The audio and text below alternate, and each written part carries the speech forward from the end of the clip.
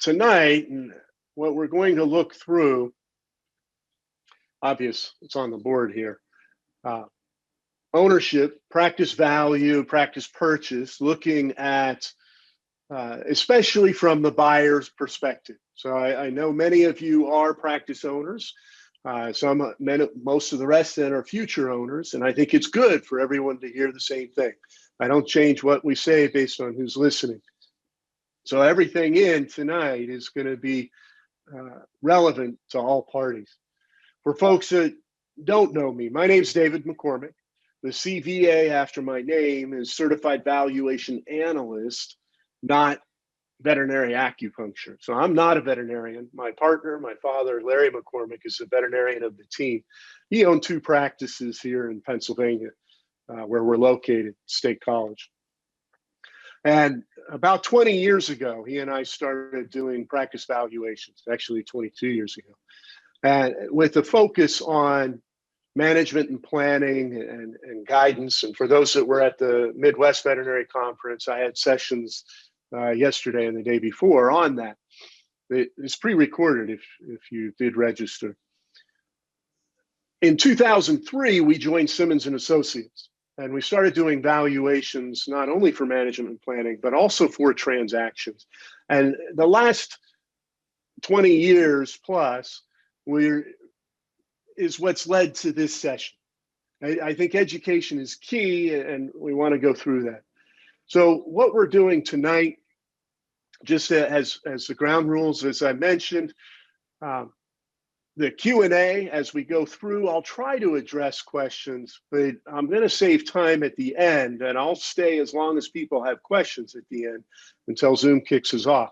So we're going to go through that, but if it's a burning question on any particular point, do use the Q&A portion. The other note on this, we are going to look at some numbers. So if you're looking on a pad or a phone, I'll draw your attention to the numbers of importance. Don't worry if you can't read it, but sit back and relax. After this session, you're welcome to send me an email. My email address is here. I'll put all the slides into a PDF, attach some more reading materials, and I'll send that to you. So first, certainly a disclosure. I do this for a living. This is my job. I'm with Simmons & Associates. I operate Simmons Mid-Atlantic and Simmons Great Lakes. For those that are not aware, Simmons is a veterinary practice sales and appraisals. It's the oldest firm since 1977 and the largest from there. This is not a commercial for Simmons. I'm about the content. However, need to know that that is my job. And I want to thank Simmons National for hosting this tonight and bringing me in to speak. So what we're looking at, we're going to be going through, starting with practice value. And I hope teaching you a few components, not how to value, because you don't want to do that. You don't like when your client's Dr. Google, you don't want to be Dr. Google valuing yourself. But I think there are key components that it is very important to understand. From there, we're going to go into the buying process, finding it, getting what kind of advisors, what are realistic expectations to go through as you move forward. So let's jump right in and start with value. I know folks are still trickling in, and we'll kind of catch people up if we need to do so. So when we look at practice value, I kind of want to jump back in time, because as I was preparing for this session, I came across this in my notes and I had to chuckle with this. But the third AHA meeting in 1936, this was the survey. And kind of shocking to look at where things were, $1.70 for the office exam, and you could start a practice for $2,500 was the estimate at the time. Now, you're lucky if it's going to be less than $250,000, $300,000. And in starting a practice, which is a common question, do I start a practice or buy a practice? I recommend buy, not just because that's what I do, but when you start a practice, you're borrowing a significant amount of money in hopes that you're going to get the revenues leading to the profits that will allow you to pay that debt. When you buy a practice, if it's fair market value, the profit must pay the debt. So all you have to do is keep the practice doing what it's supposed to be doing. The profits pay for the practice, the rent pays for the real estate, as we're going to go through and look at that more specifically. The other thing I found, Bob Lavoie, one of the early practice management consultants, very knowledgeable, super guy, wrote this text in 1969, the $100,000 practice and how to build it. Now, a one doctor practice, I have many one doctor practices that they're grossing a million, 1.3 by themselves, let alone. So it is interesting to see where we've been and as we go forward. So I want to hit, when we talk about value, fair market value first, and then we're going to talk about investment value and kind of potential value as we go into this. The value themselves, fair market value, as an appraiser, to me, this is defined by IRS Revenue Ruling 5960. It's the price at which something would change hands between a willing buyer and willing seller, both with full knowledge of the relevant facts and neither under compulsion to act. That's fair market value. That's not corporate value. That's not investment value, strategic value. This is the price when you have an individual buyer and an individual seller. This is the price where the practice transacts in real estate as well. In looking at value, historically, oftentimes it was using a rule of thumb. So 1 year's gross, or the average of the last 3 years' gross revenues. That was common. If you've heard the phrase 5 times the bottom line, that's the current common rule of thumb. The problem with rules of thumb is that they assume homogeneity, that all practices are the same. And that's not real. And not every practice is a 5, quote unquote. And not everyone uses the correct bottom line. So using that rule of thumb, you're playing averages. And that's a problem and risky. For example, here's 2 practices. Which practice would you pay more for? A, B. They're both grossing 1 million. They both have 200,000 in profit. 5 times the bottom line says that they're both the same value, right? That's the rule of thumb. Would this make a difference? Would you want one of these practices more than the other? What about some of the other variables? Does this make one practice worth more than the other? What if practice A went 1.2 million, 1.1 million, 1 million? Practice B went 800,000, 900,000, 1 million. They're both 1 million. They're both $200,000 in profit. All of these, it's just an example to show it's got to be more than just an average. Here's a scattergram of price relative to gross revenue. The line in the middle is the line of best fit. The slope of that line is the average. The average practice sells for 72% of gross revenue. How many of those transactions are on that line? Not very many. Yet I still talk with buyers that say, oh yeah, the seller heard the average is 72%, so he's going to sell me the practice for 72%. Someone's getting the short end of the stick. This is the line of 1 year's gross. Anything above that line sold for 1 year's gross. It's uncommon. 1 in 20, 1 in 25 practices that we see valuing about 100, 120 practices a year. It happens. It's just not common. So how do we assess value? There are 3 ways and only 3 ways to value anything. There's the asset approach, the market approach, and the income approach. The asset approach we do not use much in the veterinary profession. It's really a liquidation value because it focuses on the value of the tangibles. It's popular in holding companies, heavy equipment manufacturing, new construction, real estate, etc.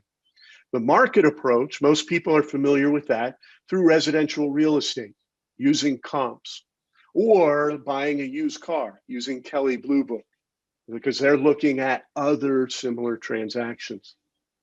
And then there's the income approach, which is a traditional means of valuing a veterinary practice. So we're going to start there. The income approach focuses on the return on owning that business. What do you get for being the owner? You made the investment. What's the return? For those that have seen me speak before, you know when it comes time to financials, I got to dive back into the beginning. We're going to start a practice. To do that, you need money. And that money comes from one of two sources. It's either money that you owe by borrowing it or a liability, or it's your money, which is equity. You use that money to buy the assets, furniture, fixtures, equipment, the inventory. You put cash in the drawer, you open the doors to the public, practice medicine with your team, you have expenses. We're including you in the payroll. You're being paid for right up here. At the end, you have earnings, the profit. There are three things and only three things the owner can do with that money. You can pay down debt, you can put it back into the practice, or you take it out personally. Those are your choices. When this cycle first starts, the profits are pretty low, the earnings. So it represents reasonably a fair return on your purchase of all this equipment. If you put your money in a 6-month CD, 6 months later, you want your money back and interest, right? The interest is your return on having made that investment. It's a very safe investment, so that it's not a huge amount of interest. As the owner of this business, you took on the risk of buying all this expensive equipment, x-rays, computer systems, endoscopes, therapy lasers, and then you went and opened the door to let the general public into your facility, usually in a stressful situation with something they care deeply about, to interact with a team of divergent individuals that you brought together, practicing medicine. Any risk in this? Maybe. There should be a return. That's the earnings. So when that first happens, as I said, the earnings are low, and it represents a return on the tangibles. As the cycle continues, though, the earning continues to grow, and it becomes more than what we can say is a reasonable return on the fact that you bought an x-ray system and put it to work.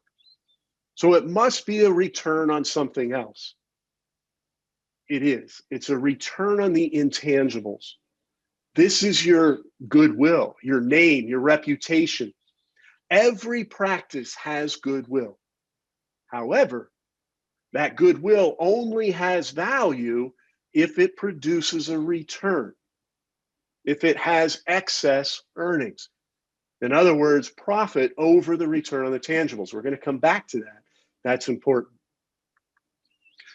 As a side note, for the future owners, I also like this chart because this is your financial statements. On the left side, we have the P&L, which is your tax return. How much did you make? How much can you write off? What do you owe taxes on? On the right side, we've got the balance sheet. So the balance sheet shows the value of the entity. What does the entity own versus what does the entity owe, the liabilities? Assets minus liabilities equals equity. You can think of that as net worth as well. The sum of what you own less what you owe is your net worth. This forms the foundation, and it's why the profit becomes so important. I skipped over that one slide that looked at reinvestment, which is key for profit. Practices that were profitable when COVID first hit, no problem. They had a cushion, they could adjust that before PPP came around. Without that profit, though, there's no cushion underneath the practice. So it's important management-wise, not just value-wise. Now, I keep talking about profit, profit, profit, profit. In my head, profit means something different as an appraiser. I'm being very specific. The profit is the normal revenues, less normal operating expenses, fair compensation to the owner for his or her work in the practice, a fair rent if you own the real estate. That's the profit. The problem is tax returns and financial statements don't reflect that true profit. For example, here's a practice. This is a S corporation. It's grossing on the small animal practice just under 1.1 million in revenues. We have all of our variable expenses, so your drugs, medical supplies, lab, pharmacy, animal burial, cremation, etc., parasiticides, pet foods, doctor compensation. But on the tax return, there's no doctor compensation for the owner. That's just how the owner owns the business.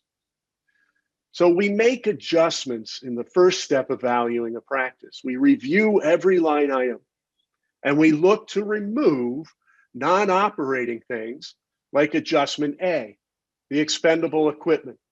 This was the owner's husband bought a tractor because he takes care of the lawn and plows the snow, etc. It's not an operational expense. That's a personal expense paid through the practice.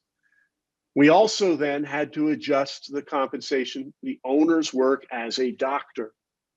Based on how the owner paid the associate, we apply something similar to the owner.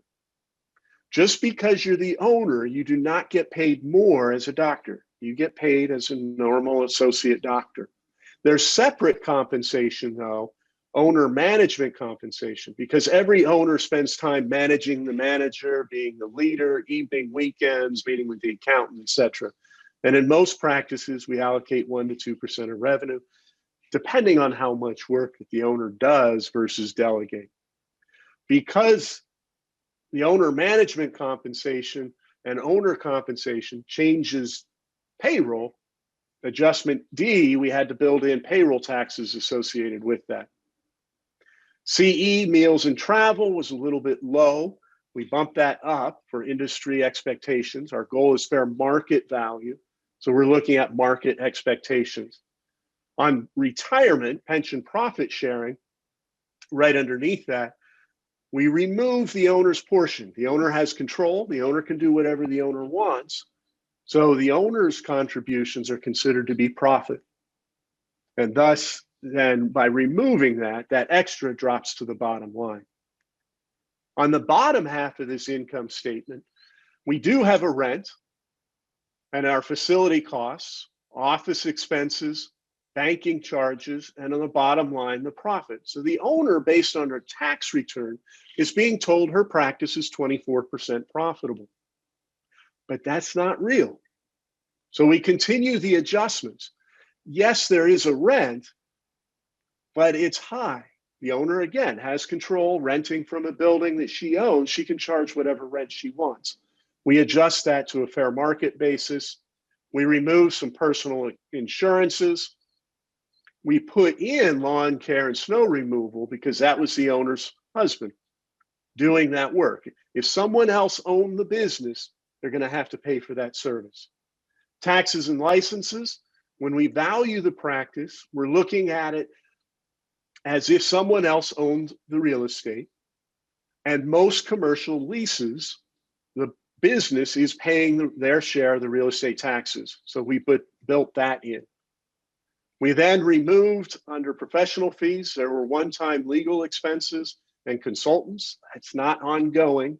They're one-time, so we removed those, removed the cell phone, removed personal expenses recorded under miscellaneous. That bottom line then is now true profitability is 15% in this practice. As the owner, operator, landlord, you receive 4 piles of money. You operator, you get paid as a doctor. Owner management fee, sometimes these are combined. And then you get the rent and you get the profit. So when we talk about profitability, to give you a perspective, the average practice, think about the bell-shaped curve. That hump in the middle, the average practice is 10 to 12% profitable. We consider a practice to be financially healthy if it's 14 to 18% profitable. And then coming down the downside, half of all practices, 10, 11% profitable or less. That's a problem. Now, I talk with folks and they say, oh, this is such a crock. I took home 30% last year.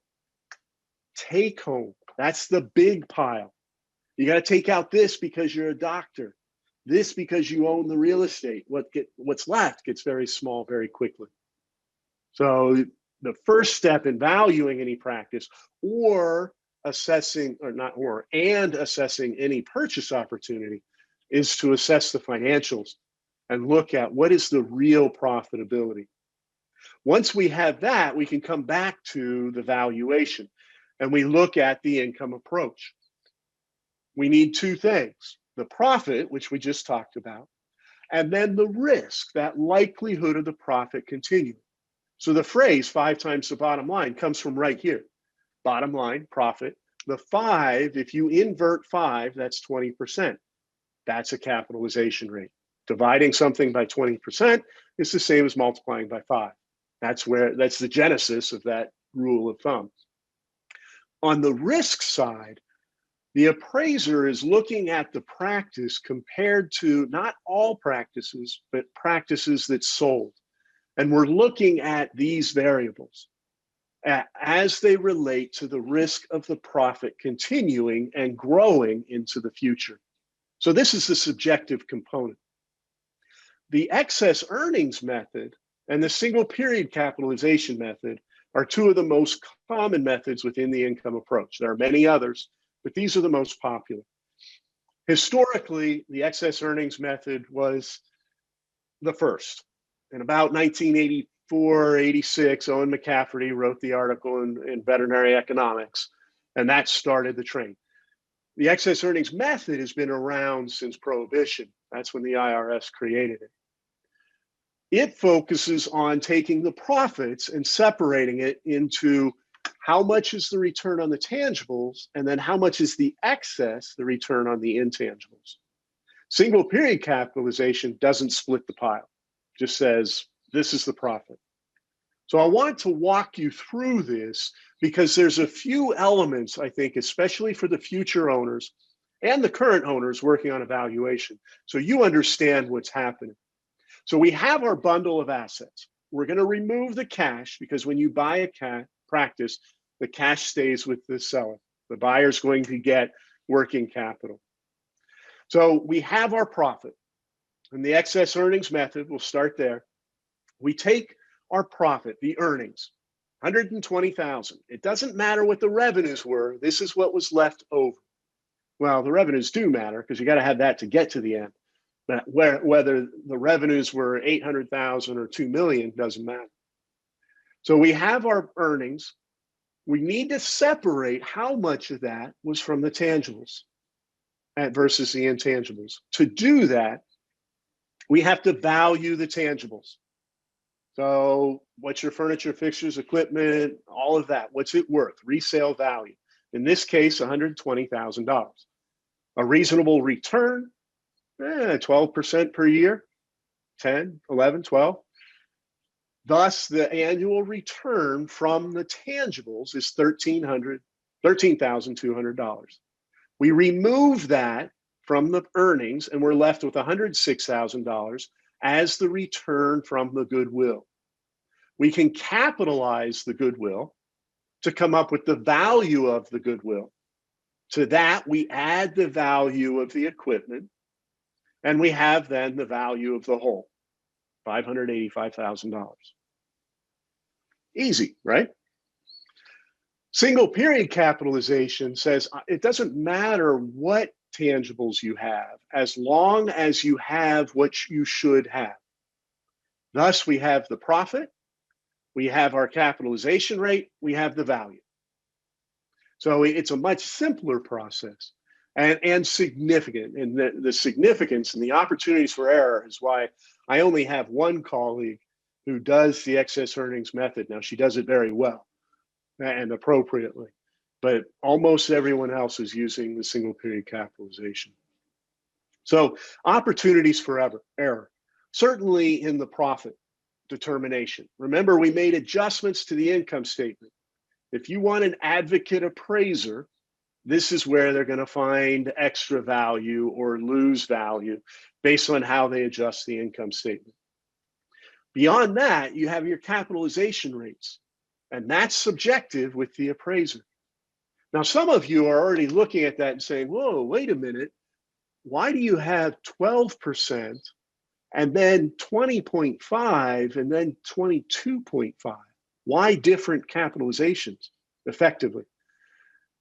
I'm oversimplifying, and it's the intent is correct. If you think about the return on the investment, return on pure tangibles, furniture, fixtures, and equipment, a weighted average blend of tangibles and intangibles versus pure intangibles. Higher risk, different capitalization rate versus lower risk. Oversimplification, but every benefit stream has a different capitalization rate, as does every practice. So that certainly. But this is why most people do not use the excess earnings. What's the value of your furniture, fixtures, and equipment? Big stuff, lab equipment, x-ray, yeah, we can determine that. How much are your surgical packs worth? You know, what about your computer system? Expensive to acquire, but doesn't retain much value. And yet this category, the tangibles, has double the impact. So when it comes to the two methods, they're both, when appropriately applied, they're valid and often should come up fairly close. However, that furniture, fixtures, equipment, inventory creates an issue. And that's why the single period capitalization is used more frequently. Now, one quick additional comment. I have seen many reports done by others. They're not credentialed. They're not a CVA or a CBA, where they take all the profit, they portion it into tangibles and intangibles, or I'm sorry, they take all the profit, they capitalize it and get the value and then add furniture, fixtures, and equipment. If you take all the profit and capitalize it by a multiple or by a capitalization rate, that includes the furniture, fixtures, and equipment.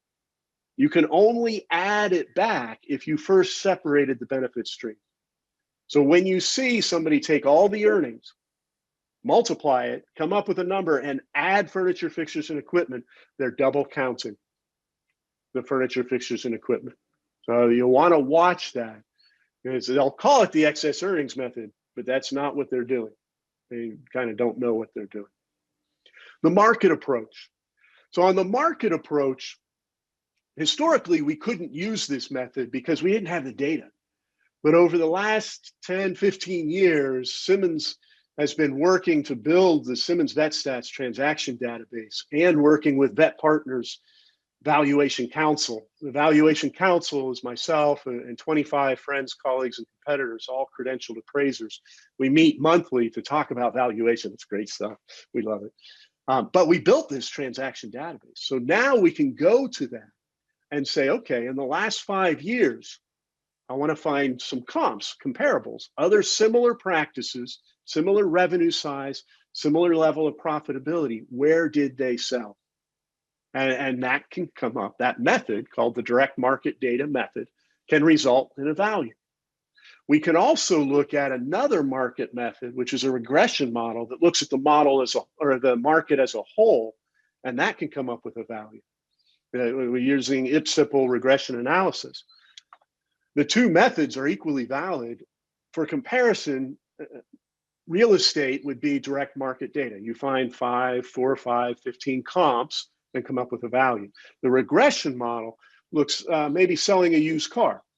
You know, you're not looking for other 10 Toyota Camrys that sold. You're looking at all Toyota Camrys that sold. So this value needs the transaction data. For example, we have a subject practice, doesn't matter. I go to the data and I find 6 comps. And we look at the price to earnings ratio, price to profit, and the price to gross. Where did they sell? We can look at the distribution, mean, median, maximum, minimum, and see what makes the most sense. In this case, let's use the mean. We then bring in our data from the financial analysis. We have the price to earnings ratio, multiply that to the earnings, we get a value, and then take the price to gross ratio times the gross revenue and get a value. Then we can weight them based on confidence. Usually price to earnings gets a greater rate emphasis than price to gross. And that now we have a value conclusion. So to quickly walk through an actual case, and this is a practice, had two owners working part-time. They had an associate, it's a keeper. You know, if you were fishing, you caught it, it's a good one, you don't throw them back. And so they were considering a buy-in, but they wanted management and planning guidance as well. So we start with the financial analysis. In this case, we removed some income that had nothing to do with practice operation. We adjusted the owner compensation, what they paid themselves on the tax return, $212,000. That included doctor compensation, management compensation, and profit. We want to separate those into their own piles. So we have doctor compensation here, put in owner management compensation, adjusted the payroll taxes, put in a fair market rent. They didn't charge themselves a rent. Removed personal insurances, removed one-time remodeling expenses.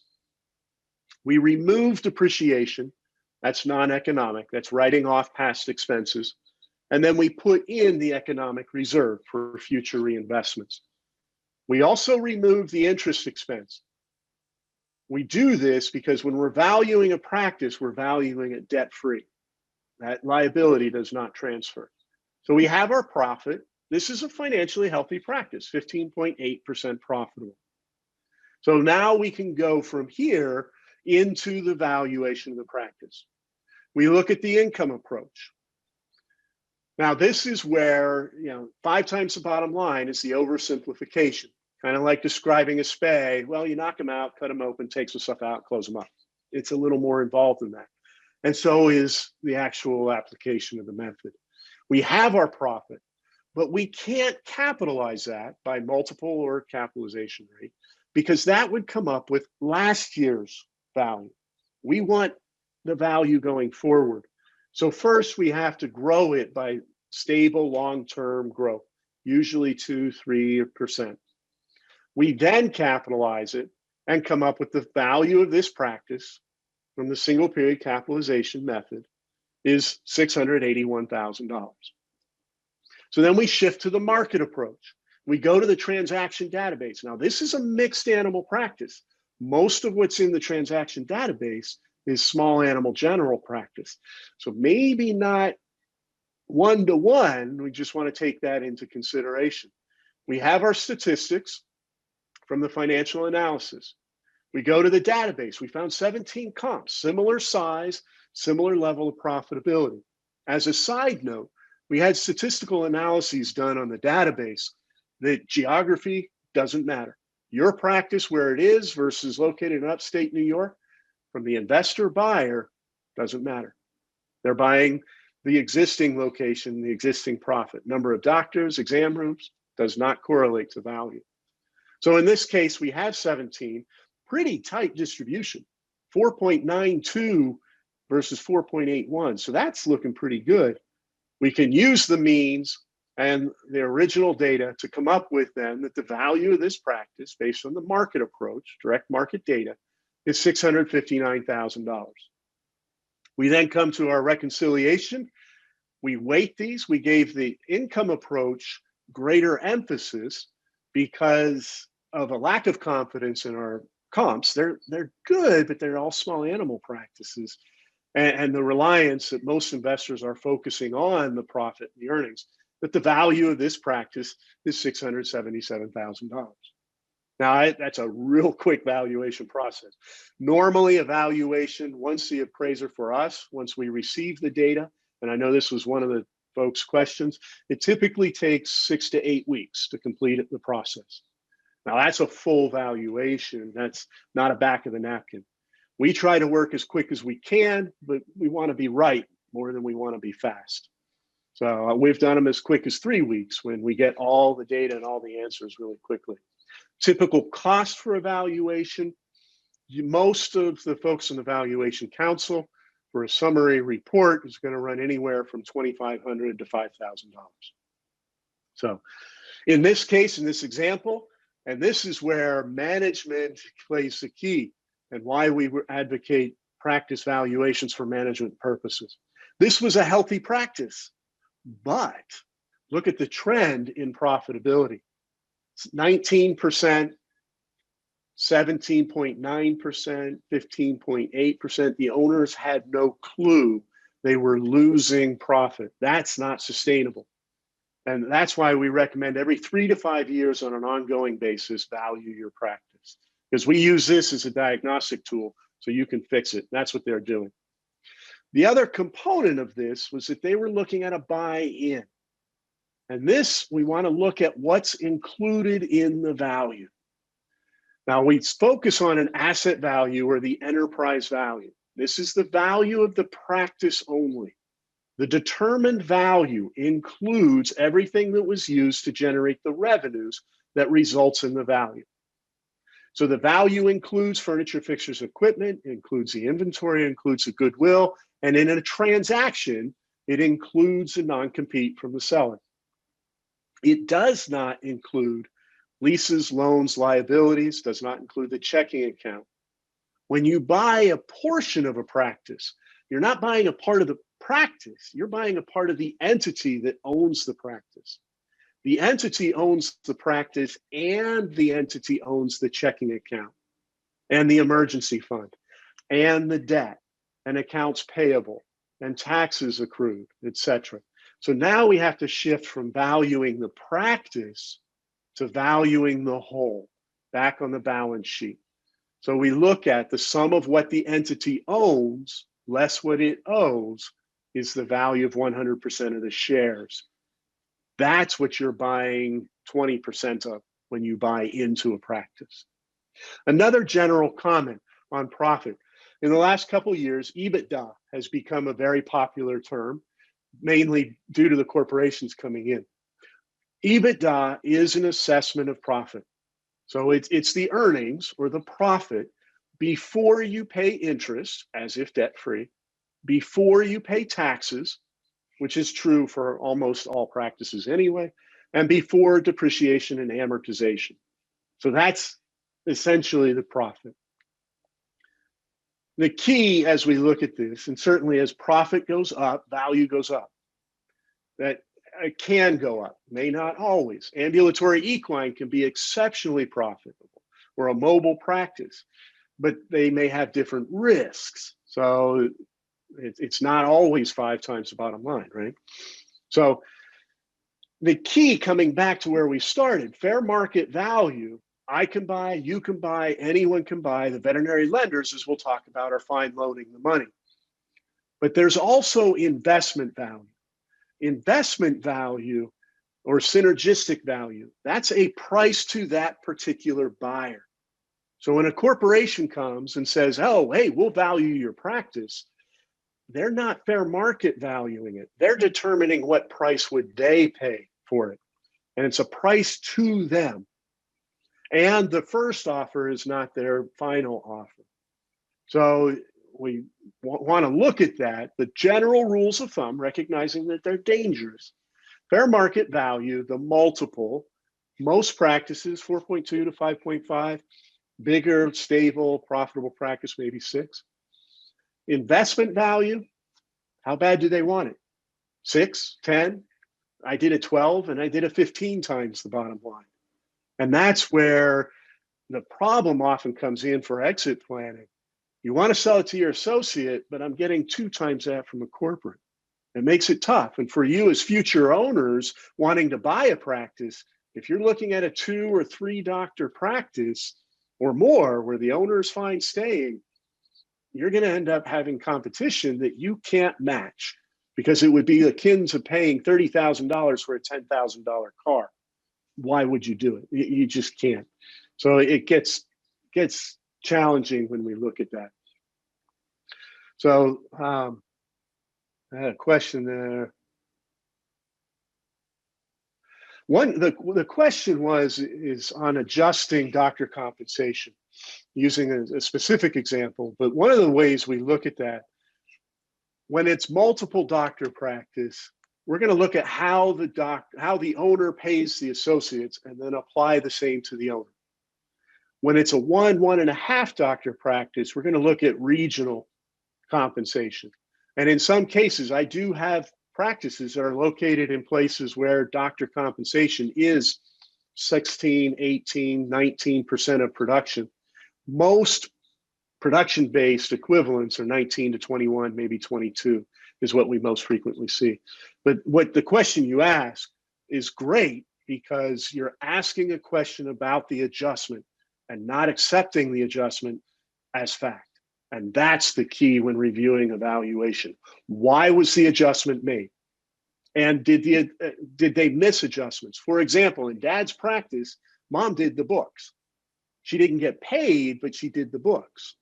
Did the appraiser add a bookkeeper as an operating expense? If not, then there's missing expense. The profits are high, the value could be high, just as a general example.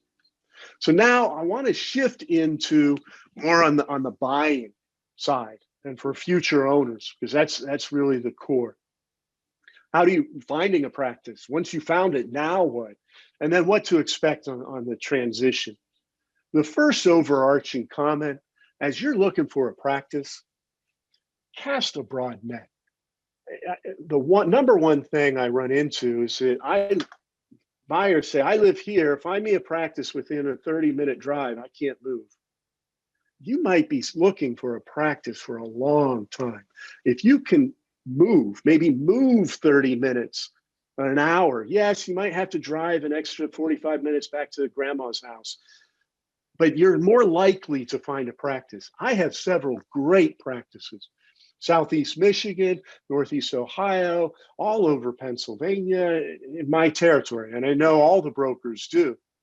Great practices, but they're just outside of the popular area where people want to go. Indianapolis, everyone wants Fisher and Carmel on the north side of Indianapolis, but I have an awesome practice on the west side. So opening up, if you can you relocate, even an hour? Oftentimes that can make a difference in how long it takes to find a practice. So giving that consideration. Then get on the list with all the brokers. So Total Practice Solutions Group, Simmons and Associates, you can sign up on the practice watch list online, PS Broker. There are many brokers out there and many do good work. They all maintain lists of buyers. Some are more organized than others, but you want to get on their list. Also looking at where for sale by owners go. Typically looking at your state VMAs, your regional VMAs, VINs classifieds, AHAs, where they're listing their own practice for sale. And then certainly keep your ear out for what the rumors are. Recognizing, especially with the reps, they are rumors. So it may or may not be true. I've worked with other potential buyers, future owners that wrote letters to folks and asked to take them out for coffee, talking about their practice, how it goes. And by the way, do you have an exit plan? I like your exit, or I'd like to be your exit. So as looking in as many directions as you can to see what's going to pop up and explore that opportunity. The other component that I think is super important, when you find a practice, you want to make sure it's the right practice, not the right now practice. It may have a great location, but that doesn't mean that that's the practice you need to buy. So buy right practice. What I mean by that, is it practicing what you believe in or close to? I have clients that do high volume, low cost spay neuters. And on rescue cat day, they'll do 50 to 70 spays. For practice owners, future owners, you got a new grad, you want to get them some cutting experience, find a spay neuter rescue clinic, have them volunteer, pay them to be there. They're going to get good fast. And I have other clients that only do laparoscopy. It's $2,500 and they're booked out. There's such a huge continuum, but if you believe in this level, don't buy this practice.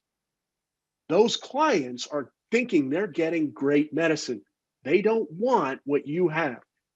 And the staff, if you buy that and you start doing full diagnostics and pre-anesthetic safety checks and everything else, the staff's going to think you're padding the invoice because the previous owner never did that, and vice versa. So you want to buy where you believe in, pretty close to. And that's important. So let's say, okay, awesome. You found the practice you want. Now what? I do not recommend that buyers do an appraisal. I think it's the seller's responsibility to set the price. It's the buyer's responsibility to test it. Ideally, the seller is going to have a veterinary practice appraiser determine the value. However, they may have their accountant do it. They may just throw a dart at the dartboard and pick a number. That's fine. Buyer needs to test it, not do another valuation. And I'll talk about that here coming forward. But the other reason in for sale by owners, what you're likely to find, oh no, I didn't have it valued. I'm doing this with you so you can buy it. You go have it valued. No. They are not serious until they've had a value done. You could have the best appraiser in the world value the practice. When you present it, it's not going to match the number that's in the seller's head. So they need to hear what the value is from their advisor before they can commit to selling to you. And that's super important. Now, they may say, well, I'm doing this for you. You could say, I'm happy to reimburse you for it. I'll pay you at closing. Remember that bell-shaped curve of profitability. Half of all practices are not financially healthy. Their value is 45, 50% of revenue or less. And if the owner's thinking, I've got 70% of revenue and they're worth 30% of revenue, they're going to change their timeline. You don't want to pay for their valuation that turns into a management consult. So reimburse them at closing. So financial feasibility analysis, the purchase feasibility analysis is what I recommend for buyers. It starts at the same point that evaluation does. We have profit. On one side, an appraiser uses profit to determine the value. On the other, we use the profit to test the value. If you have another appraisal done, you're going to end up with a he said, she said situation. Well, my appraiser said it's worth, well, my appraiser said it. It's not going to get you anywhere. If you do a purchase feasibility analysis, it's grounded in the financial data of the practice. If it's not feasible, you're negotiating based on the facts. The feasibility analysis looks from the buyer's perspective, taking into account the purchase price, financing terms. If I bought the practice and I run it next year as it was run last year, I'm going to get the profit. Will the profit pay the debt and pay the taxes? If that's true, it's feasible. Go buy it. The lenders will loan you the money. Everything's great.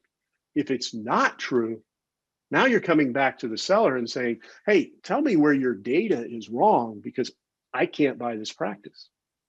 Well, my data's not wrong. Then the purchase price must be. It's the only other variable.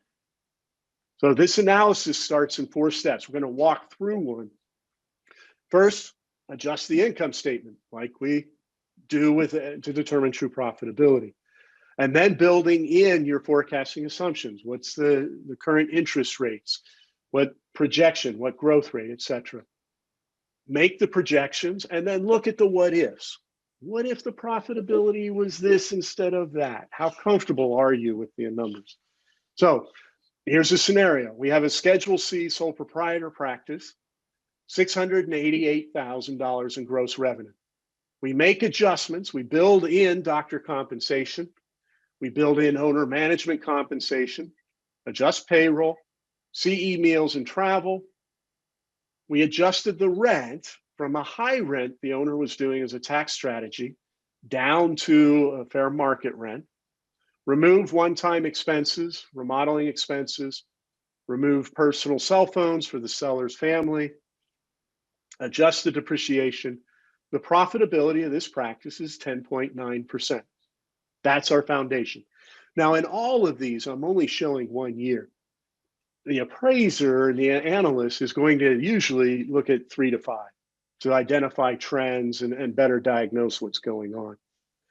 So from here, we've got step 1. Now let's get our assumptions in here. So going forward, we're going to assume a 2% growth rate. The practice was 10.9% profitable, but we're going to go with 10% to be a little conservative. we're not going to put in buyer doctor compensation or owner management compensation. When we're testing the purchase price, we look at, will the profit pay for the practice? Will the rent pay for the mortgage? If that's all true, it's good. Now, when I'm selling a practice and I'm putting this together for buyers, I do add in the doctor compensation and management compensation so that they can see what's the impact to the household. But this is where we start. And then under here, we have financing terms. Now, the interest rates are high. This is a little bit showing the date. Interest rates right now are below 4%. I usually do use about 0.5% higher than current, again, to be conservative. So once we have this set, now we can go into the going forward perspective. Now I'm showing the baseline in year 1, year 2. In my chart, it goes out 18 years. Year 1 is the most important. After that, it's just, well, grow revenues by 2%. It's all math. So, but year 1 is the key. So we have our baseline. We grew the revenues by 2%, 10% profitable. The profit from owning for the first 12 months, the first year, was $70,000. Now, the next step, we look at all of the owners, the big pile, keeping in mind that we're removing doctor compensation and owner management. So the profit plus the mortgage for buying the practice and buying the real estate, you got $124,000. That's a lot. That's great. However, we haven't paid debt. We haven't paid taxes. Now, from here, we're going to calculate debt or pay the debt, then calculate the taxes. When you buy a practice, you get to write off the interest. So we separated the interest payments. We take those out first, then calculate the taxes, then remove the principal payments afterwards. So after debt, after tax, the buyer of this practice is going to have about $22,000 left over. In general, depending on the size of the practice, it can change, but for the typical practice, that bottom line after debt, after taxes, after all operating expenses should be ideally $10,000 to $20,000. This is a feasible purchase. As opposed to if we did that after debt, after tax, and it's negative $10,000. That means for you to break even, you'll need to put $10,000 of your own money into the transaction. That's not feasible. And now you can go back and discuss to look at that profitability. Now, I have had a transaction where it wasn't feasible, and the owner said, I don't care. I want $400,000. So now we came back using the model and said, how can we make it work? Even though the buyer knew he was paying too much, but he wanted that practice, everything other than price was perfect. So we started looking at the different terms and found out, well, if we did a 25-year loan, it would work. So he went back to the seller and said, I'll pay you $400,000, but you have to be the bank at 25 years at 2% interest. And interest rates at the time were 8-9%. Seller said, I don't care. I want $400,000.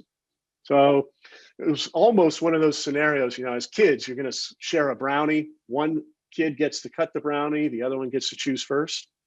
I have twins. So we do a lot of cutting brownies. But the other comment on this $22,000 at the bottom, that's after tax. So it's not comparable to a W-2. To have a W-2 for that, you would need to have $28,000 because a W-2 is pre-tax. This was after tax. So that feasibility analysis, I do like it for buyers because you learn a lot. It's ownership 101, learning about the financial statements, the trends, the analysis, adjusting variables. You're buying it with a partner, a classmate. Okay, we can adjust it instead of 100% to 50%. You can look at all of these numbers to make it really effective. So now let's get into the process. It's feasible. You found the practice, the purchase price is feasible. Now what? Well, we got our advisors that we're going to work with as we go forward through here.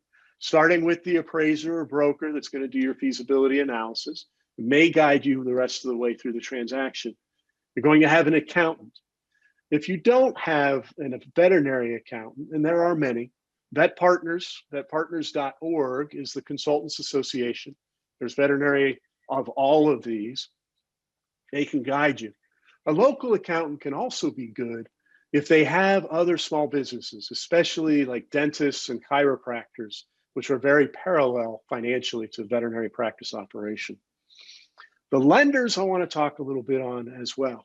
But first, a comment on the attorneys. If you are buying a practice, I strongly recommend working with an attorney that has veterinary transaction experience and not a local attorney and not family. Please, not family. They do not good attorneys make unless they are a veterinary transaction attorney.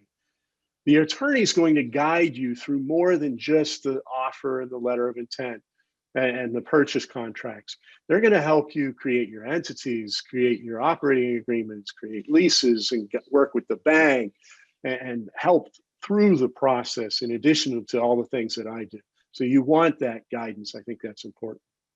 On the financing, one of the questions that comes up frequently is, well, I've got student debt. Do I need to pay off my student debt first? Nope. As long as you are out of school 2 or 3 years, living within your means, or better yet, below your means, so that you're saving some money and paying your student debt, then you are good. Because the veterinary lenders are cash flow lenders. They loan based on the business's ability to produce the profit to pay the debt. Local banks are asset lenders. They loan up to 80% of the value of the home, Kelley Blue Book value of the car. So they want tangibles. The cash flow lenders want a good borrower. So living within your means. I do recommend save $20,000 or more. You're going to get 100% financing. But the more liquidity you have, the more savings, retirement, equity in your home, et cetera, the more appealing you are to the lenders, and oftentimes the better terms you're going to get. The typical terms, 10 years for the practice, 20 years for the real estate. Oftentimes we do see seller notes, so the buyer is going to get 100% financing, but 10 to 15% of the total may come from the seller. It depends on the lender that's doing and what they do for the real estate side. If you see a transaction and the lender says, oh yeah, we can do the practice, if we use a 15-year loan, red flag. You should not need a 15-year loan for a fair market value purchase. You can choose to do a 15-year loan because that decreases your monthly payment, although it doubles the interest that you're going to pay over the life of the loan. But you shouldn't need a 15-year loan in order to get approval. Most conventional financing has fixed interest rates right now, 4% or below. And there's some pretty good aggressive rates out there. I do recommend when it comes to lenders, apply to 2 to 4 of them so that you can compare, contrast their proposals and negotiate their proposals. It's not cast in stone when they give that to you. So after the lender, most buyers will do, you found the practice, go apply for the loans first because that's free. There's no cost other than your time. Once you know you can get at least 1 or 2 loans, then you can start working with the attorney. That attorney, you're going to start spending some money. The first step is the letter of intent. The letter of intent is your formal offer, and it's important. I don't recommend skipping this unless you're buying from the owner and everything's happy, happy, joy, joy. But in a typical transaction, that letter of intent includes the purchase prices. It includes the contingencies, such as if you're buying the real estate, you have not had a real estate appraisal done yet. And usually you do not. The bank is going to do one. So you'll put in there, and $400,000 for the real estate, comma, pending the fair market value appraisal that will be done by the bank. Contingencies on the rest of your due diligence, contingencies on your ability to get financing. If you have to relocate, then you want that in there. If you're going to hire the seller post-closing, you want that in there. So your veterinary attorney is going to guide you through this. That document tends to go between the buyer and the seller a couple times before it's accepted. Once it's accepted, now we have a transaction. You have exclusivity. From there to closing is typically 3 to 4 months when real estate's involved. It can be a little faster if everything lines up. It can be a little longer if you have to give notice to your current employer. Once the letter of intent is accepted, at that point, you commit to one of your lenders, sign their proposal, send them a check, they get up and running. Then your attorney is going to prepare the purchase agreements, the asset purchase agreement for the practice, the real estate purchase agreement for the real estate transaction. Once those start going back and forth between the attorneys. As those documents get refined, confidence grows in the transaction. Yep, it's going to happen. Now you create your entities, one to own the practice, one to own the real estate. Your attorney and accountant will advise you on that. And then we're approaching closing. I do not recommend giving notice to your current employer until your attorney says, yeah, we're going to get this done. Then you give notice. Now, it's less common these days because good associates are hard to find. But I have had buyers' employers say, you're doing what? You're fired. Well, okay, no problem. Everything's done. We can move closing forward. These days, it's more, well, thanks for the notice. I need those 30 days, 60 days, 90 days. We just have to wait for the transaction. So the closing is the seller's last day of ownership. Buyer takes over at 12:01 a.m. the next day. You're a practice owner. Now, I skipped the main part, that whole due diligence component. Due diligence, up to this point, you've seen the practice, you've toured the practice, you've done the financial work, but you haven't really jumped in with both feet to learn more, spending time after hours in the practice, learning about the equipment. Does the x-ray machine work? And reviewing medical records. How do they chart things? Sitting down and talking with the owner about the team. If you haven't worked in the practice, most buyers do not work in the practice until they are the owner.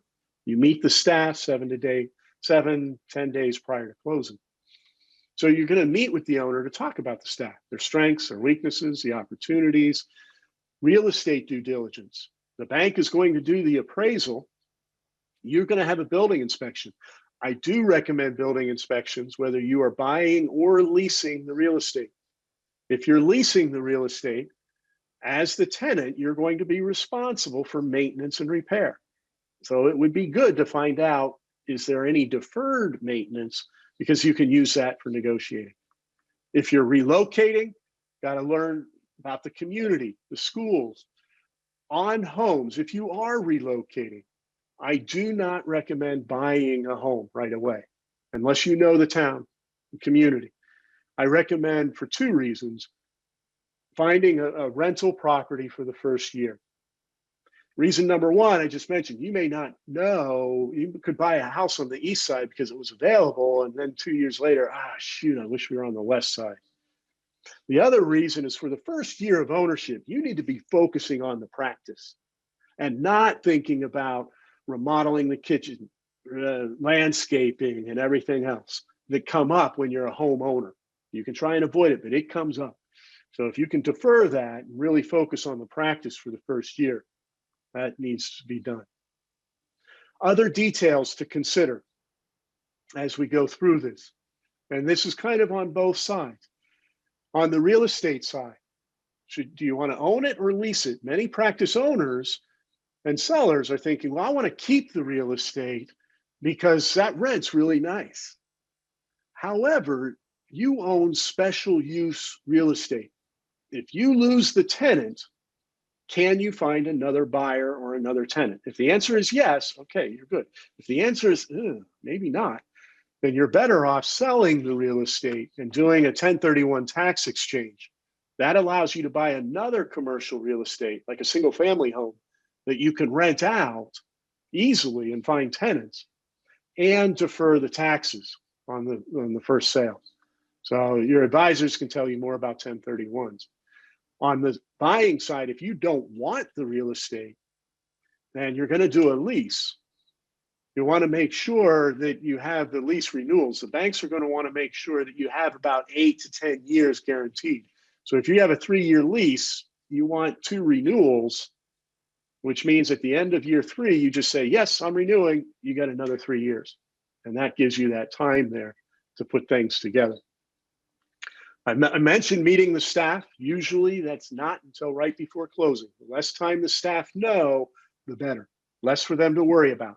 Even if you're buying the practice where you are working, make sure that you keep those conversations private. Never talk about the transaction during the day when the employees are there. Meet early, meet after, go down to the local coffee shop, never on site. So you kind of keep it away from the employees until it becomes real. Prior to closing, I am a fan of both parties writing a letter that goes to the clients. It can be a 1-page signed by both, or it could be a front, back, front from the seller, back from the buyer. But that client letter is instrumental to transferring the goodwill. It's the opportunity for the seller to say, thank you very much. I've enjoyed being your other family doctor. I found an awesome new owner, blah, blah, blah, Ginger, and an introductory letter from the buyer. I can't wait to continue the traditions of care that you've come to expect, and blah, blah, blah. But that letter, I call it a warm fuzzy. It's a warm fuzzy client touch as opposed to a cold prickly of the reminder cards. So crafting that beforehand, it's sent out after the closing. Now, I mentioned your entity, creating that, and you're getting that EIN number, which is a social security number for your entity. Once you have that, then you can open up your checking accounts and start setting up payroll, everything else to start becoming prepared. We're getting closer and closer to closing. Then you start setting up your insurances, business overhead insurance, professional liability insurance, not for you, for the practice. You'll need your DEA license, because you're going to become the veterinarian in charge and have to transfer the logs. MasterCard, Visa, setting up merchant accounts so that you can accept those. The seller is going to close all their vendor accounts, and you're going to open up all new vendor accounts and get new account discounts, new bank accounts, etc. On the post-closing component and transitions with that, the fewer changes that you can make, the better. I typically recommend for new owners, do not change anything for 6 months, maybe 9 months. You don't want to start twisting levers and pulling knobs on a machine that you don't know what they're connected to.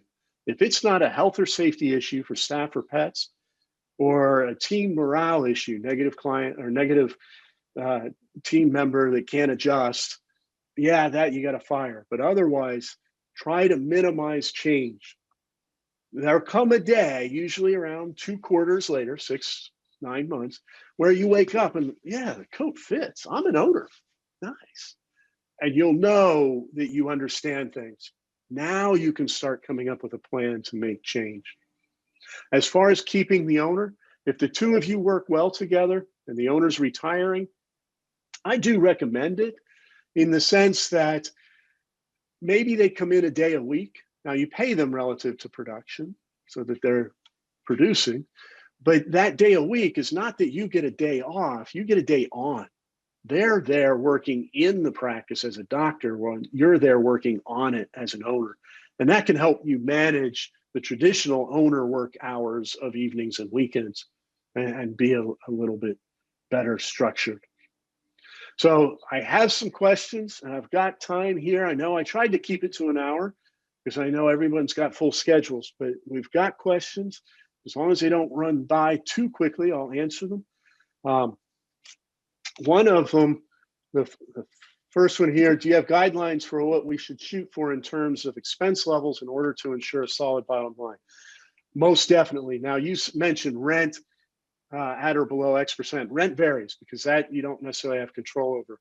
But there are statistics. AHA's text, Financial Productivity Pulse Points.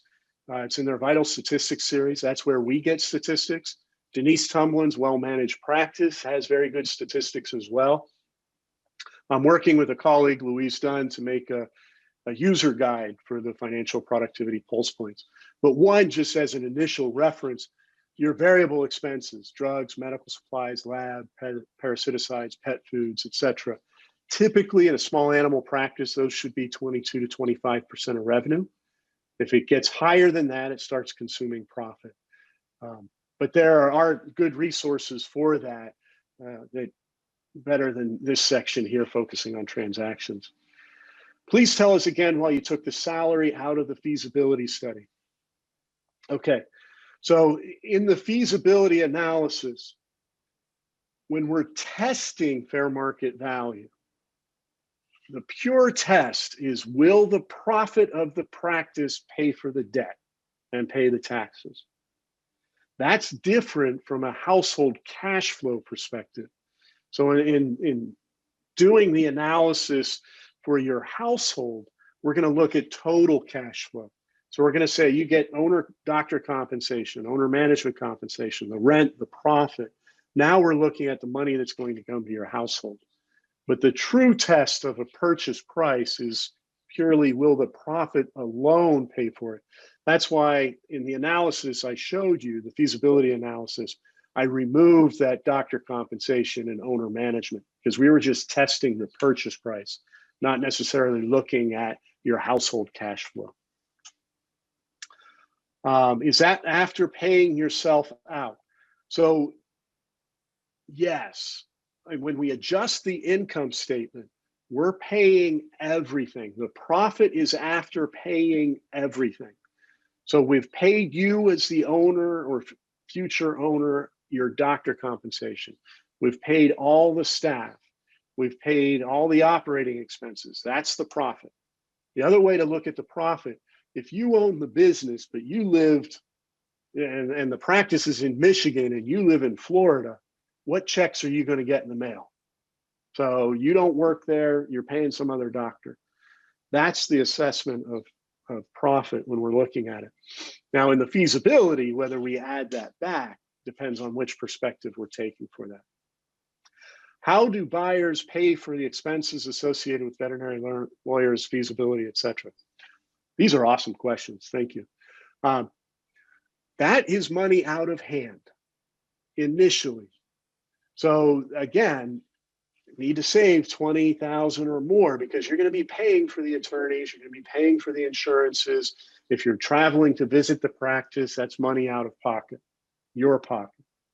You do want to keep track of that because once you own the business, right, you created an entity, the entity bought the business, you as an individual paid for all of that post-tax. That's household money. You've paid your income taxes. You can submit a reimbursable to your practice to pay you back. And then the practice is going to write all that off. Those are acquisition expenses. The practice can deduct that. So as for the future owners, as you're looking at opportunity and having expenses, keep track of those because you may spend money looking at 4 or 5 practices before you find one, but all 4 or 5, those expenses are acquisition expenses. So you can get reimbursed back to your household for those. Any recommendations on where one might source a veterinary attorney? Definitely. 2 recommendations for that. Vetpartners.org has, you can search the members and look for attorneys specific, well, I guess 3 resources that you can look. Vet Partners, that's where folks like Charlotte Lacroix, Trey Cutler, Peter Tonella, a lot of really good attorneys. For the sellers, if you are selling corporate, if you end up with it, I strongly recommend a veterinary attorney, like some of the folks I mentioned, Ed Guiducci, some of the others, because they have experience in those. The next level down are attorneys with veterinary experience. And that's the second recommendation. You can contact a broker. Most brokers, not all, I signpost all the time, meaning if you send me an email and you say, hey, I'm here, I need some attorneys. Yep, here's several. I always recommend in 3s. Call all 3. You'll find the one you want. But brokers, it can be a good resource. The third resource is VMLA, the Veterinary Medical Law Association. And that can be a good resource, not only for transaction attorneys, but also mediation and employment agreements, litigation, etc. There's a lot of good attorneys out there. Would it be possible to get a recording of this revenue or of this webinar? I don't know. It is being recorded, but I don't know how we're doing that yet. We still have to figure that out. So I hope so. But you can, after this, email me. My email address is here. I'll put all the slides, as I mentioned at the beginning, into a PDF, attach some more reading material, and get that sent out. For folks looking, I work in my 9 states, so I can't take most of you on as clients because you're across the country in Canada. But I do have colleagues I can connect you with. If you need an appraisal, I can send you 2 or 3, well, at least 3, that you can connect with. Same with lenders, attorneys, etc. Cost of the feasibility analysis, it's a little less than evaluation. I don't know my peers and colleagues, but I know for me, it's about $3,800. I expect probably similar to evaluation, $2,500 to $5,000 or so, depending on what's going on. You can also engage buyer facilitation or I call it buyer coaching. That tends to be commission-based, paid at closing, where I or another colleague hold your hand through the entire process. Oftentimes, the veterinary lenders will finance that because it's in their best interest. You're going to learn a lot and be better helped to pay the lenders back. Anything special to consider when you are selling to your associate who is your granddaughter? Most definitely. Now, I haven't done grandchild. I've done mother, son, father, daughter, father, son. I haven't done mother-daughter transactions or grandchildren yet. It is business. That's the #1 recommendation. You do not have conversations around the kitchen table, in the home. If you're having dinner, you don't talk shop. After dinner, you go and sit down and separate family and business, most definitely, and work with good veterinary advisors. Yes, it's more expensive, but the analogy that seems to resonate is that you're vaccinating the transaction against future issues by working with the professionals. So keep it business. Related to that, oftentimes, or well, what about non-veterinary practice owners? Can you sell to them? It varies by state, but yes, even in states that don't allow it, there are structures using an MSO, who owns the veterinary component versus who owns everything else. The challenge for non-veterinary owners, though, if you're buying 100%, is, I think, 2 challenges. #1 is managing and working with the veterinarians. So having a chief medical officer, you work with that doctor works with the others, and having a really good Rolodex of relief doctors. Because keeping the practice running is #1. But in the acquisition side, the veterinary lenders will loan 100% practice and sometimes 100% of the real estate. However, they loan to veterinarians. So as a non-veterinary owner, finding the financing can be really challenging. And sometimes we have to look at seller financing to make that work. It can be good. Single doctor practices seem very goodwill dependent. The clients are attached to that doctor. How do you account for the loss of the goodwill? If the transaction is done right and you have a client letter, that goodwill transfers. Well, if the transaction's done well, you have a client letter and a similar standard of care, the goodwill will transfer, most definitely, especially when you keep the entire team. The client's experience, they arrive, they see the support staff, technician, doctor, tech, support staff, they leave. It's the continuity of the support staff and a similar standard of care, #1. I had a transaction, to take it to an extreme, I had a single doctor practice, and they're great practices. 1 to 1.5 doctor practices are great practices to acquire. The owner at the closing table, the buyer relocated from 2 states away. She did not meet the staff until 8 days prior to closing. At the closing table, the seller is literally looking at his clock and saying, "We have 30 minutes. I am leaving whether we're done or not." We finished on time. He said, "Here's the keys. Here's the security code. Don't call me. Email only. Goodbye. Good luck." Went straight to BWI Airport to catch a permanent relocation flight to New Zealand. No transition, but similar standard of care, definite plan, good client letter. She got in and grew by 18% that year. So goodwill transfers as long as you have a plan on that and a non-compete with the seller. That's where the advisors come in. How far in advance of retirement do you recommend an appraisal to start? I recommend ideally 3 years, maybe 5, because if the value's low, you've got time to improve the value in replicable and sustainable change at a minimum, at least 1 year, 2 years before. If your value's perfect, great, you're set. Have fun storming the castle.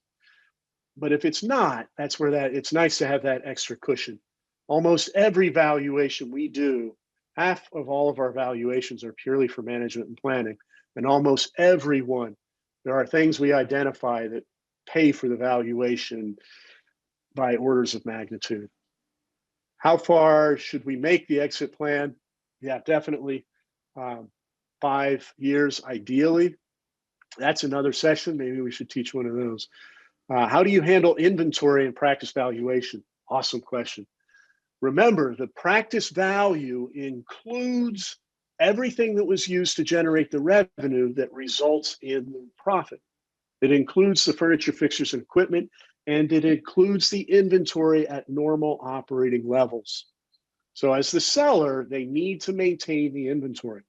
Now, the purchase agreement usually will specify a value for the inventory. And if it's less than that, then adjustment's often made or overly high. The other answer or comment on this question, in the purchase agreement, the purchase price, when we value the practice, it's the value of the whole. But in the purchase agreement, we do have to take that price and separate it out into subcategories. This is called allocating the purchase price. And we usually break it into an amount for the inventory, the usable and sellable cost to the practice, an amount for furniture, fixtures, and equipment based on resale value. You're going to insure it for something different. An amount for the non-compete covenant, an amount for the goodwill. Both sides have to agree on that because you're going to report that to the IRS. Profit must pay the debt. What is the ideal time of length and how many years is acceptable? The profit must pay the debt and must pay the taxes over a 12-month period is how we assess the purchase feasibility. Now, the typical loans are 10 years for the practice and 20 years for the real estate. If you use all of the profit to pay off the debt, in other words, you start prepaying, then yeah, the term is going to get shorter, usually down to around 7 or 8 years. The other component to consider too is as you own the practice in the purchase feasibility analysis, remember we're looking at it conservatively, conservative revenue growth, conservative interest, profit, etc. So once you buy the practice and you start growing it, making changes, etc., the profit's going to grow quicker. And that does enable you to start prepaying the debt or setting it aside for that expansion or equipment or reinvestment. How can I have a copy of the recording? Again, that I don't know yet, but I can email you the PDF with the slides and reading material. How far should evaluation be done before selling to an associate? I do recommend before you mention anything to an associate, whether it's a buy-in or a 100% purchase, have the value done first. Because you don't want to say, yeah, I'm going to sell you the practice, and then I go and have it valued and my value is low. And now I have to come back to you and say, yeah, about selling you the practice, how's 2 years from now? So find out where you are, how you are, before you start having any substantive conversations with your associate. Of the 3 sources for a veterinary lawyer, what was the second source? Vet partners, the Veterinary Medical Law Association, and brokers, or any other practice management consultants, brokers, some of the veterinary lenders as well. So individuals that work in your target area. I cover Indiana, Michigan, and Ohio. I have attorneys in all three: Pennsylvania, West Virginia, Virginia, Maryland, Delaware, New Jersey, and I have attorneys for those as well. So if you're in those states, you can contact me and I'll send you three to get you started. I have a business in the home. Oh, wait, can you comment on confidentiality on the part of brokers when a potential buyer reaches out to you for evaluation? Well, for us, because I don't know everyone else, but we're a one-way street for information. If I valued your practice and now a buyer reaches out to have me test it, I can't say anything unless you give me authorization to say anything. So you have to protect confidentiality. Everyone needs to protect it. The buyer, the seller. Sometimes it does get violated. I had a transaction where the buyer's aunt was shopping at a landscaping store the next town over from the practice that her niece was buying. And she said, oh yeah, that's a nice practice. My niece is buying it. And told it to somebody working there whose sister was a client. And word gets out. Now we have to try and protect the confidentiality. So, protecting that is paramount, at least in our perspective. And we try to maintain that to the best that we can, because that's our business. I have a business in home. How's the best way to sell the practice and not the real estate? Single doctor, fairly large property. This gets tough. And I think getting some advice on that. I have a practice right now, great practice in the home, same situation. The seller does not wants to stay there. And so we need to move the practice. So, and we're trying to tie it with the transaction of finding a buyer. Fortunately, there's great options in that community, but it does create a mental barrier. Now it's overcomable, but it's still there. So as part of your exit plan, giving consideration maybe to move a year before or two. Usually most practices, when you relocate, you get a surge. You have a new location, new community place. People are driving by that they didn't realize, and most practices grow with the relocation. So doing it a year or two before, you get that revenue boost, hopefully profitability boost, that's going to pay back some of the investment you put in there and a bump in the value. So if you can move before, I have another one where the zoning requires that the owner of the practice live in the property. So the owner wanted to sell the practice only and stay there. It's a nice property, but now they have to move if they're going to sell their practice unless they move the practice. If the value is low, how can you advise ways to increase the value? Most definitely. And that comes through in the income statement adjusted. That, to me, once we get to that true profitability, that income statement is my full blood panel on your practice. Because if you're not financially healthy, if your profits are low, what's suppressing it varies practice to practice, but it sticks out like a sore thumb to a good veterinary appraiser. So it's outside the scope of this conversation, but there are definite ways to bump that up. You can send me an email. I can get you some more information. Oftentimes, inventory, your cost of goods sold, is the number one plague or disease for practice financial health. Good interest rate on a for sale by owner. I'm assuming this means that the seller is providing the financing. It should be at or pretty darn close to what you could get from the veterinary lenders, which right now 3.75 for a seller, then maybe 4.5. But it shouldn't be much more than that, in my opinion. Average time from first conversation to closing. Well, let me change that. Not from first conversation. From the time period that you decide, I want this practice and I can get the money. So you've done the work with the lenders. You're now engaging an attorney. As long as the attorneys play fair in the sandbox, 3-4 months, maybe 5, because we're starting with presenting the letter of intent. But that can shift, and that closing date floats. It's not cast in stone. The attorneys get busy. or issues come up, or the lender does, or the title company does the title insurance, but now they need a survey, or they do a phase 1 environmental and now we need a phase 2. A lot of things can creep up that can interfere. The quickest transaction I had was about 2 months. Everything went well. The longest was a little over a year because the attorneys, it was a mess. But it finally did come together. The buyer and the seller kept their heads through it all. Is there any market for a high profitable solo practice with gross less than 400K? It depends. Yes, but the number one variable when it comes to selling a practice, far and away any other variable, is geography. If you are in the popular part of your state, is someone likely to buy it? Possibly. I have a practice coming in the Cleveland area, what you just mentioned. However, I don't know how many buyers we have for Cleveland. So that's the unknown. It can sell. The other option is to do a merger with a larger practice nearby. That's win-win, because you sell your practice and they get instant revenue. It's highly profitable from their perspective. Exit plan webinar. Stacy, if you're listening, we need to do one. Is the evaluation affected if the practice is relatively new, say 5 years old? Now we're potentially, when a practice first starts up, we're looking at growth like that before we get to that stable ongoing.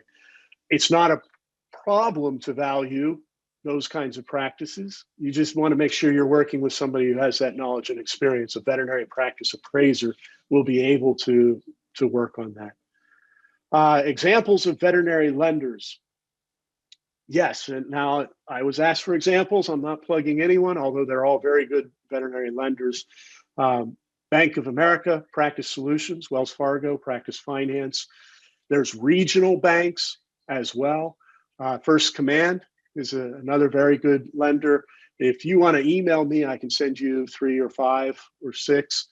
We have a long list. Provide, formerly Lendeavor, is a very good one. Huntington Bank. These are veterinary specific divisions within each. Oftentimes they do dentists as well as veterinarian.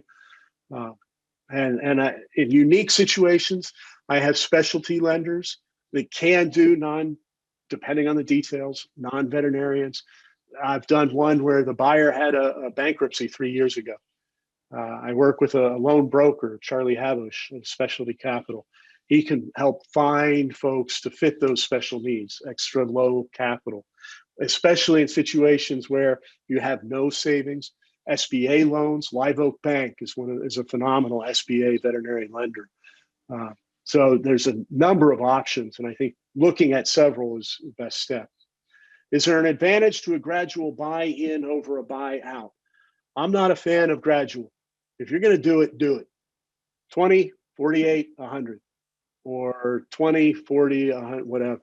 The 5%, 5%. Every year you have to have evaluation, you have to have purchase agreements, you have to have attorneys.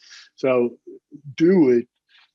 When you discuss that, when you have the first discussion, you should have the plan and not, well, we'll buy in 20% now and then we'll figure out the rest.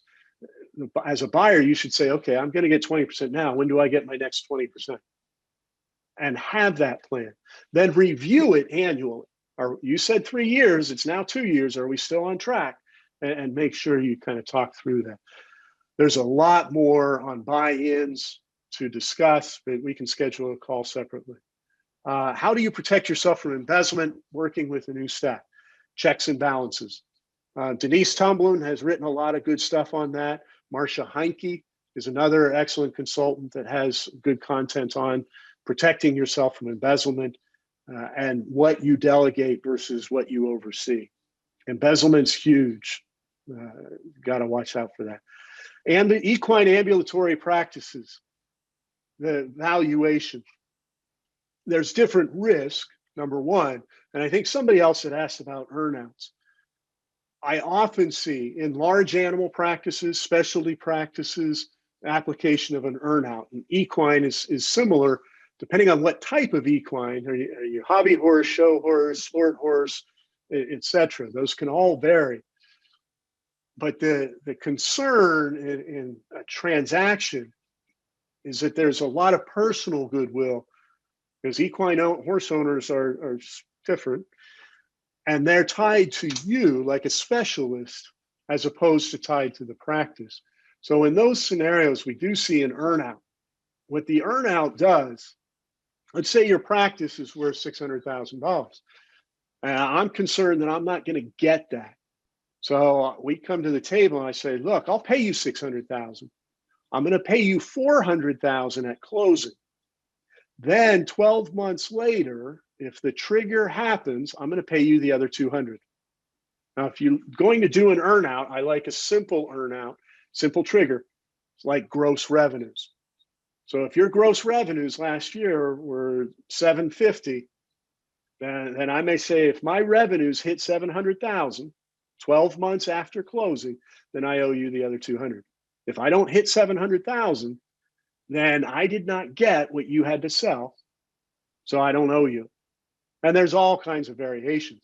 What I like about this is it mitigates the risk for the buyer who has legitimate concerns, and it keeps the seller motivated to speak well of the buyer and transfer that goodwill. Ride in the truck together, personal introductions to the best clients, etc. So you come up with a plan and a client letter, etc., to try and make sure that goodwill transfers. How do you start a conversation with an owner and maintain confidentiality with his staff of 30 years? Definitely do not talk to the owner at the practice. You meet off-site, the two of you talk, and say, we need to keep this confidential. I will do that. Will you do so? And get a yes. And then, and even if they're too close with the practice manager, be specific. I mean, we do not tell Sarah anything until we get to this point. Are you in agreement? Don't make any assumptions. Get everything written out. Sonia McClendon, I'm not taking notes right now. Send me an information or send me an email for the slides. How would you engage in a merger? That's more than we can go in here, but if you send me a note, I have some documents, a PDF I can send you of general information. Corporate buyers look at $1.7 million practices with one full-time doctor. There are some that will, as long as you're willing to stay 2 years, or one year if there's a replacement plan. The sports medicine horses, that can be a little bit different because, well, send me an email on the equine. I can connect you with a few folks that can help better. Specialty practices. Can the same principles? Yes, the entire concept on value, transaction for specialty practices, it's very parallel. The exception, specialty practices, your clients are not the pet owners. Your clients are the referring veterinarians. And so taking that into account when planning the transition, personal introductions, letters to them, etc., that helps. Is Simmons able to find buyers for a seller who is working with Simmons?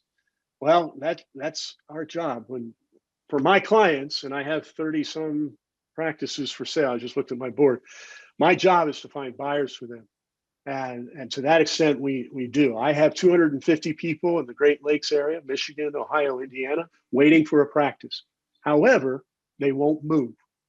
And so when it gets frustrating, I spoke with one of my clients today. We're starting year 3 of trying to sell his practice in Pennsylvania. Great practice, university town, growing, but no one wants to move there. And so it feels like we're bashing our heads up against the wall. We tried to buy a practice, single doctor, for $900,000. They wouldn't let me apply unless I had 10% in my bank. Some of the lenders do require that you have equity, 10% equity. So I have heard that before. One of the things to look at is some of the other lenders. The First Command, Steve Strickler has a lower equity requirement. Live Oak Bank has a lower equity requirement, but SBA has, well, SBA right now with COVID is actually starting to look really good. So I would look towards other lenders because not all lenders require the same level of liquidity. Yes, can you get the slides? Definitely send me an email. I'll turn this to a PDF and email it back to you. How do we determine average owner compensation? We look at owner compensation relative to their production and compensation rates in that part of the state. So they get paid as a doctor like everyone else. Is there an age after or years before retirement when purchasing a practice does not make sense? In general, most buyers are 5 years to 12 years out from school, graduation. Having said that, though, I sold 2 practices last year to folks that were out their first year. That's uncommon. And I've sold practices to folks who are out approaching 20 years. So it varies depending on how long do you want to work as a doctor? How long do you want to work as an owner? You know, I would think that you would like to keep your practice at least 5 to 7 years. Although I just sold a practice, I sold her the practice 7 years ago, and she said, okay, I came, I did it. I want to go do something else. And so we sold her practice. I sold it to the next buyer. So it more depends on some of your goals and timelines. Once we've found a practice, we are interested in who do we find to do the feasibility? A different broker. Yes. Now, unless I did it, because we do the feasibility analysis on every valuation. So, but having somebody review that is still wise. Summit Veterinary Advisors does this. You can work with another broker or just a veterinary consultant, veterinary practice appraiser, member of the Valuation Council. Almost all of them do feasibility, cash flow analyses. Denise Tumblin, Karen Felstead, Gary Glassman. There's 25 of us on the council, Camilla Bailey. So you can definitely find Glenn Hayner. There's more folks that can provide you that guidance to help get you through there. So I think that was a fun rundown, but that was all of them. Although I just saw more in the chat, but I think looking at those and given the time, that if they're yeah, I think most of these, it looks like people moved over to the Q&A. Oh, one that is good, a fair market rent for the lease. Thank you, Jordan. So when we're adjusting the income statement, we have to, if the owner owns the real estate, the rent at a minimum must cover the mortgage to purchase the real estate, whether you're buying it or not. But oftentimes we look at what's the value of the real estate, and then depending on the community, 8% of the value, 9%, 10% is a reasonable return on the real estate and covers the mortgage. So that would be the balance that we look at. So I know it's been long, almost hitting 2 hours. Thank you for so many of you staying on here as we go through this. One final plug that once, if you do want the slides, send me an email. I don't do anything with it, but I'll take the PDF, the PowerPoint slides, put that into a PDF and attach some more reading materials. I'll also attach Valuation Essentials, which is a publication by the Valuation Council. It provides more information on practice value and how that process unfolds. For the future owners, the other consideration, 2 last things for the future owners. Number one, the best time to plan your exits when you're planning your entrance. Give thought to how long do you want to own? What's my goal for buying this practice? Where do I want it to go? And the last thought, I guess, for future, all of you on here, involve your family, your household, your partner, your spouse. This is a life-changing decision, entrance and exit. You want the whole team on board as you go forward. That way you get the support, especially for future owners, because your first year of ownership, you're diving into the deep end of the pool and the practice needs to consume you. So for the first 6 months, you're going to have life out of balance for a while. And it helps if the home understands and provides that support. So I hope all got something from the session that made it worth the time. Thank you very much. And we'll try and keep some of these seminars going for you all. It's been a pleasure. I hope you got something from this.